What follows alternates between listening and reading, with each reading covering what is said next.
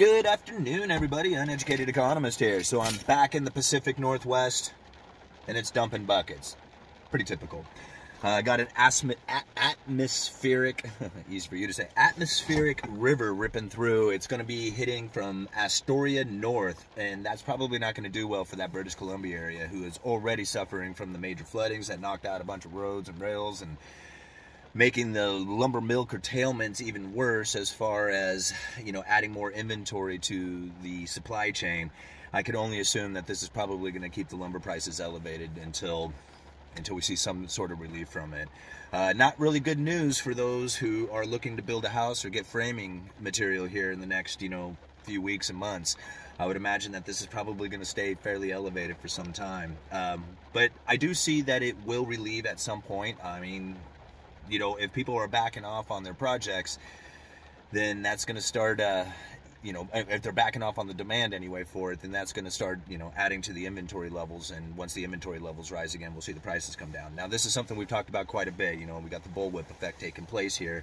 We're going to go from oversupply to undersupply. There's miscommunications on how much demand there really needs out there, and, running up the supply chain. It's very difficult to try and understand how much you need to produce in order to keep that steady flow of materials going through there. So it's just going to be that way for a while. But let's talk about the Rebel Capitalist event. Oh my gosh, guys, what an experience. Holy moly. So I knew it was going to be a big event. I knew it was going to be a lot. And I tell you what, I haven't been on an airplane in 15 years. I mean, I have been in my little community for a very long time. And so as far as traveling, I've been basically from Astoria to Portland, and I went up to Whidbey Island, and that's been my little area that I have been in for a long time. I was thinking about it, it's man, I'm like a hermit, So we fly into Houston. We got in late Thursday night, and took a cab to the hotel room. Got in a little late, as far as the hotel room, or getting to the hotel. Went and had dinner, and then the next day we went to Galveston, which was a great time, because we went down there to Seg City tours, and rode these segways around, and it was an awesome time. The guy who did the tour just did a fabulous job, showed us all over the place. Showed us some serious history. I did not realize how much banking and mob history took place in Galveston. He said that the original Wall Street was going to take place in Galveston, but then after the major storm, I guess it was in the early 1900s, right around 1900 or something, there was this major storm, flooding, tidal surge that came through, and it completely overwhelmed the entire island. There was 7 feet of water completely covering the entire island, and it killed off a ton of thousands of people, and they don't even know how big the death toll was. It was just this I mean, I was blown away by the history. I was just it was a very incredible experience. Okay, anyway, after the tour, after the Segway tour, we got back to the hotel where the event was taking place, and we went to a cocktail party that was Friday night. And I knew I was going to meet a bunch of people there. I didn't realize how overwhelming the experience was going to be. I mean, when people started coming up and shaking my hand and telling me how much they appreciated the videos and how much work I put into it, I was getting really overwhelmed. I mean, the experience was it put me into this high that I don't even really I can't even explain it. It was a very surreal experience, very bizarre in any sense, and I had a great time. The feeling of friendship and positivity and just overwhelming appreciation. It was just so good. I mean, guys, I can't explain it. I really can't. So it was awesome meeting all these wonderful people. And then the next day we had the speakers going, and I tell you, these speakers did a excellent job. Lynette Zhang, my mom just loves Lynette Zhang, just thinks she's the greatest. Same with my wife. I mean, the two of them, I think Lynette Zhang was their favorite. But Mark Moss knocked it out of the park. Oh my gosh, he hit a home run that just sent that thing sailing. It was so good. He just did a wonderful job. It was absolutely amazing. And Lynn Alden, her presentation was so in depth. I had to keep whispering over to my mom. It's like, okay, she's talking about this, because it was like she was very in depth, very informative, and it was compact and in a lot of good information. I cannot tell you how much I appreciate like the hard work that people put into their stuff.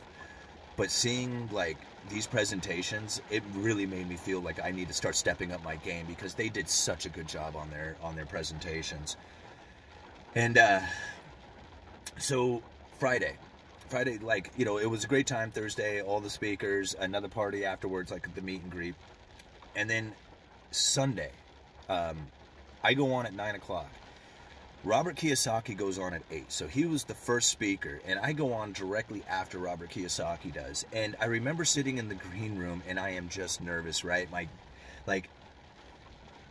I'm feeling like I don't know if I can get this thing done, man. You know, it's just like my knees are shaking, my palms are sweaty. I'm like, I can't think of the words that I need to use in order to do this presentation. I'm like, I feeling like lost, you know? And so they call me out of the green room, and they take me up on stage, and George Gammon does this great introduction for me. I grab the mic, I say, "Good morning, everybody, Uneducated Economist here." And that's the last thing I remember.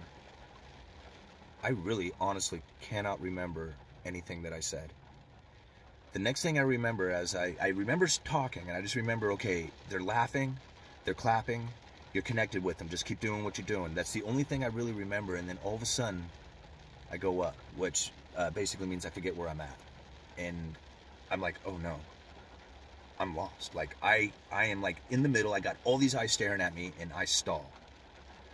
And I thought to myself, okay, you lost your place. And I actually said it out loud, I lost my place. And I immediately, like, right now, I'm like, I went like, I can't remember, to I do remember this part. And I thought to myself, okay, what did your acting coach tell you if you go up in a play? Just think of the next line and start talking again. So that's what I did. I just started talking again, and I don't remember what I started saying, but I just remember that, again, I forget what I was talking about, and the words are pouring out of my mouth, right? So I talk for about 40 minutes, and I start taking Q&A. And I, honestly, like, I'm answering the questions for the people, but again, I can't remember anything. Like, it is such, I don't know, maybe there's a psychological term for this, but I cannot remember being on stage, guys. It is the strangest feeling. And so I'm really hoping that somebody who was in the audience has done a recording and will post it to YouTube, so I can actually go and review the presentation, because I can't remember it, guys. It's so strange. I have never had anything like this happen to me before. So I remember the next thing George says, one more question, you know, he's standing up to the side. I answer the question, and everybody starts cheering, and I'm back. Like, I start remembering everything again after this. The rest of the speakers do their thing, and we you know, after the speakers were done, we come back to see Ron Paul do his presentation. And you know, Ron Paul, I mean, it was just amazing. That guy can talk nonstop for an hour straight and never hesitate in anything he says. Like, I can imagine that if he forgets what he says, he just fires up with something else and just continues on, because it was, he said so much in an hour that it is even hard to understand how it is that he could even do that. But it was an awesome talk that he had given. Everybody cheered, everybody loved it. Again, the people were so awesome, so friendly, and just, I can't explain it. I can't explain how awesome of an experience this really was. And I'm looking forward to it. George asked me, he says he's already got kind of like his idea for the lineup for Miami, but said that next January he plans on doing like the Rebel Capitalist 4 Live 4 event. He said that he asked me if that might be something I'd be interested in. I told him absolutely. You know, when it comes closer to that time, let me know, and we'll see about, you know, scheduling something up for that. But holy moly, guys, I got up in front of 700 people. My knees were shaking. That's another thing. The only thing I really remember was keep stepping, because my knees would shake every time I stopped. So it was great. I mean, what an experience. I pulled it off. People told me that I did a great job on the presentation. They said that they related to me more than anybody else. Like a lot of people did, said that they related to me more than just about anybody else on stage. It was amazing, guys. I don't know how else to explain it. It was just an incredible experience.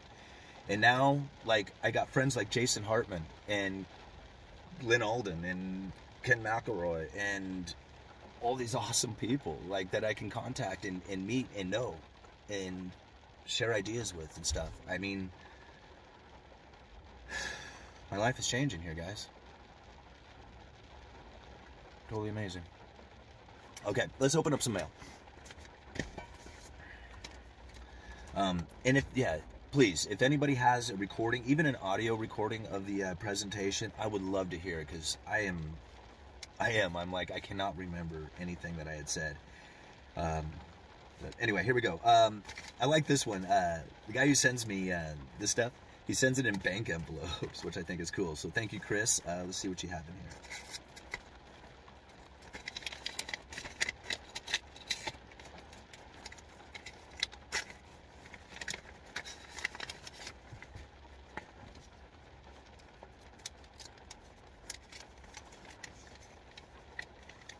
Oh, right on.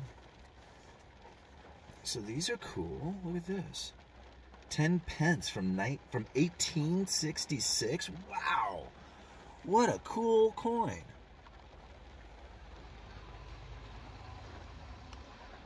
Very nice. And this is cool. I like these with the little hole in the center. It looks like it's... Let's see. Hello, Simon. Here is some new additions to the collection. In 1866, Itea Lira Quarter? Is that what, Itea? And a 1944 World War II era Japanese dime. I think they called it a yen. Enjoy, Chris. Let me see if I can get it up close.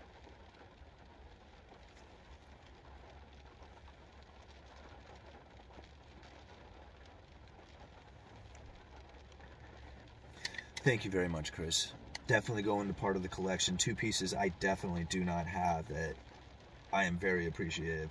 I love old coins. I think they are the coolest. It tells you about history. It reminds you of what really happened.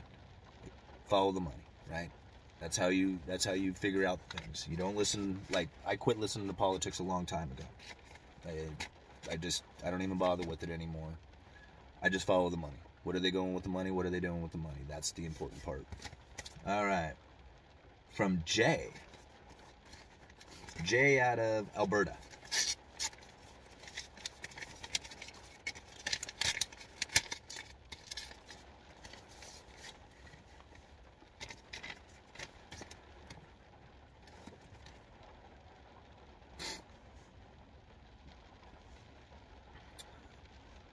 December 30th, 2021. Sir, your critical thinking is contagious. Thank you. I caught it, pondered for 14 days, grateful for your wisdom that touched many.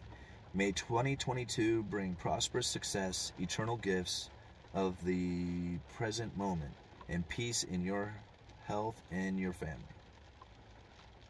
Oh, peace in your heart, sorry. Peace in your heart and your family. Keep going, Jay.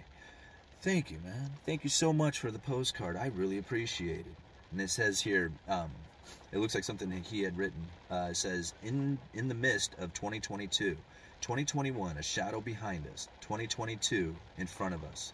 From the darkness, the gift of light guides you, each step precious. Wind whispers hope. Trust your heart to lead the way. Thank you, 2021. 2022, the journey begins. Very cool, man. Thank you so much for the postcard, man. I really appreciate it. You know, I got so much mail. I got every single piece of mail that anybody has ever sent me. And when I set up my office, I'm gonna go through all the mail that I've received and show you guys again a lot of the stuff. You know, some of the cooler pieces and things. it's amazing, like, how much people have, like, contributed to the channel with the inspirational things, like these cards, the, you know, I don't even know. I don't know. Anyway, Uneducated Economist is lost right now. Okay, let me see here. I got a box from Silva out of Florida.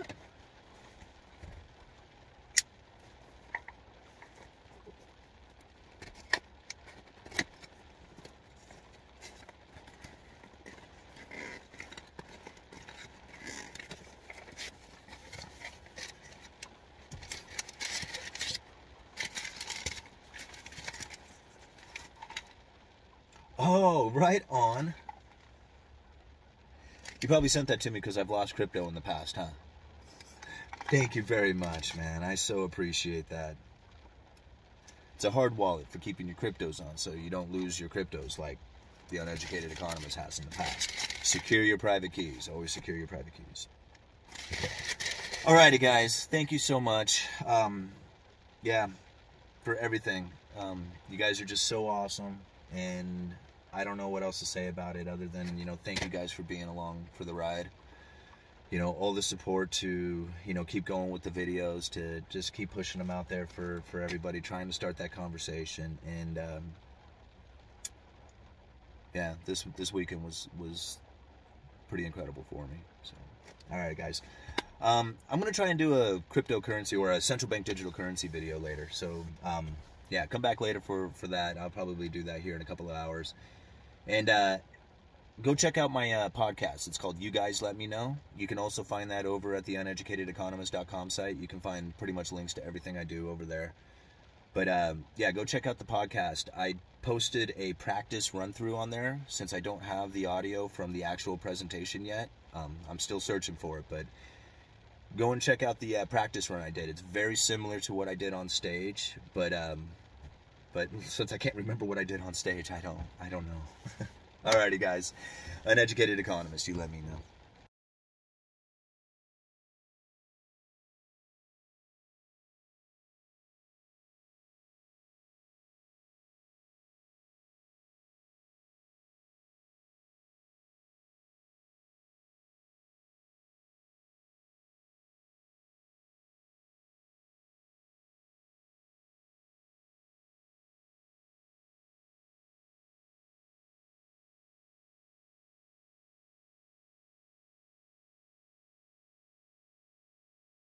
I don't know, you might hold this against me, but I've sworn off flying in commercial airplanes.